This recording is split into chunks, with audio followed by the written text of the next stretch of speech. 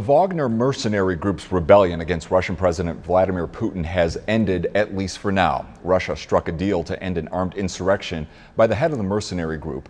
And as Greg Pelcott explains, it was the most serious challenge to Putin's regime since he came to power. The uprising was over almost as quickly as it began. Crowds cheering in the streets near Russia's military headquarters in the city of Rostov-on-Don late Saturday after mercenary chief Yevgeny Prigozhin called off his insurrection.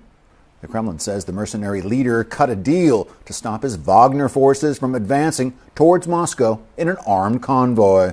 This is an unfolding story, and I think we're in the midst of a moving picture. We haven't seen the last act. Despite the truce, Secretary of State Antony Blinken warns the situation between Russia and the mercenary group isn't done playing out.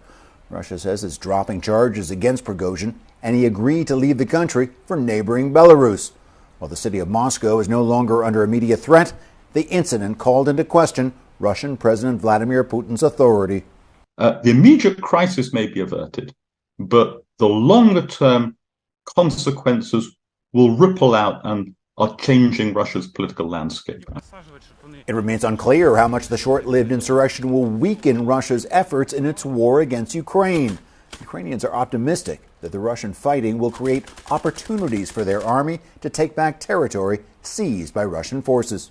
We support Ukraine. We want to stop this war, this absolutely crazy war that started for absolutely nothing. Ukraine never was dangerous for Russia. Ukraine's Minister of Defense telling Fox News that the counteroffensive will be a game changer, a pathway to the end of the war once it gets going in earnest.